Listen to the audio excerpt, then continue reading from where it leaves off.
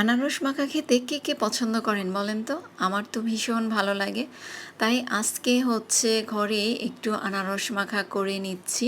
বাইরে তো আমরা প্রায়ই খাই। আজকে না হয় ঘরেই খেলাম। আর ঘরের আনারসের তো মজাই অন্যরকম। আসসালামু আলাইকুম। তো সেদিন তো আপনাদের ভাইয়া এক গাদা বাজার নিয়ে আসছিল। তো বাজারগুলা সারার পরও আরও কিছু ছিল। তো সব কিছু তো আপনাদের সাথে শেয়ার করিনি আর সারছি কীভাবে, গুছিয়েছি কীভাবে, কোনো কিছুই ওভাবে শেয়ার করা হয়নি। তো সরিষার তেলটা নিয়ে আসছিল। সরিষার তেলটা অনেকটাই ছিদ্র হয়ে দেখি পড়ে যাচ্ছে। সরিষার তেলটা অবশ্য আমি আচার দেওয়ার জন্য আনতে বলছিলাম। আর এই যে কাঁচা আম নিয়ে আসছিল 5 কেজি।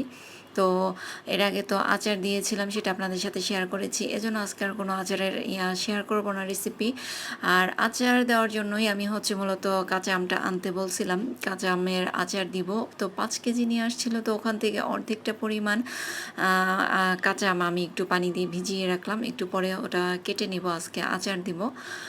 তো টক আচার দিব, যার কারণে আর আজকে আপনাদের সাথে শেয়ার করলাম না, কারণ এর আগে তো ওই রেসিপিটা শেয়ার করেছি। আর টক আচার দিব এর কারণে যে মাঝে মাঝে টক খেতে ভালো লাগে, যার কারণে একটু আচার দিয়ে নেব। তো অর্ধেকটা পরিমাণ নিয়েছি আর অর্ধেকটা রয়ে গেছে, ওইটা ভাবছি হচ্ছে মিষ্টি আচার দিব। তো যদি দেই তাহলে শেয়ার করব আপনাদের সাথে। আর কিছু আদা আর রসুন নিয়ে আসছি, আমার একদমই শেষ হয়ে গেছে, আদা রসুন ব্লেন্ড করতে হবে। তো এজন্য আর কি নিয়ে আসলাম। তেজপাতাও শেষ, তেজপাতা নিয়ে আসছি। তো তেজপাতাটা এখন হচ্ছে পটে ঢেলে রাখতেছি।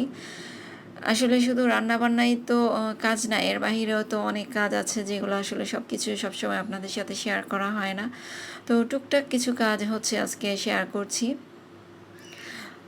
তো এই যে এগুলো একটু গুছিয়ে তারপর হচ্ছে ওই যে আবার রান্নাবান্না করতে হবে। তো সব কিছু মিলে এত কাজ থাকে সারাদিন, যে কোনটা রেখে কোনটা কি করব মাথায় তখন কোনো কিছুই ধরে না। আবার এদিকে তো বাহিরে যাওয়া আসা বাচ্চাদেরকে নিয়ে এটা আছেই।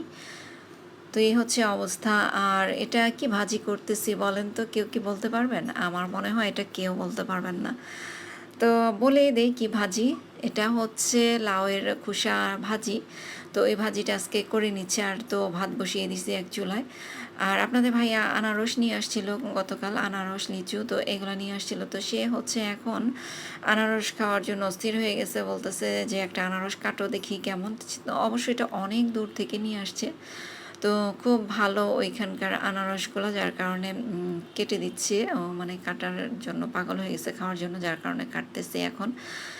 আর কাটার পরে আসলে দেখলাম যে আনারসগুলো এত ভালো, তো অনেক মজার আর খুবই মিষ্টি। আর আনারস মাখা করব আজকে। আর এই আনারস মাখা কিন্তু বাইরে আমরা দেখা যায় কিনে খাই মাঝে মাঝে, আমি অবশ্যই কিনে খাই, কারণ ভালো লাগে কিনে খেতে ওই আনারস মাখাটা, বা আম ভর্তা মাঝে মাঝেই কিনে খাই। তো একটু যদি বাসায় মাঝে মাঝে সবাই মিলে খাওয়া যায় এভাবে করে, তাহলে কিন্তু মজাই হয়। আর এগুলো দেখা যায় বাসায় আমার পছন্দ করে সবাই বাসায়, কিন্তু তাহামনিকে খাওয়াতে পারি না, আনারস একদমই খায় না। তো আমাদের জন্য আসলে করে নিচ্ছি, ও খাবে না। তো এই যে একটু লবণ মরিচ দিয়ে তারপর হচ্ছে এখন একটু কাসুন্দি দিয়ে নিচ্ছি।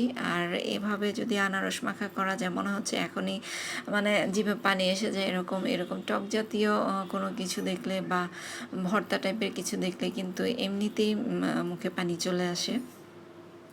তো কে পছন্দ করেন এই আনারস মাখাটা? আমরা তো বেশ পছন্দ করি, যার কারণে আনারস আনলে এভাবে মেখে তারপরে খাই। তো এটা একটু ভালোভাবে হাত দিয়ে মেখে নিচ্ছি। কে কীভাবে এই আনারস মাখাটা খান?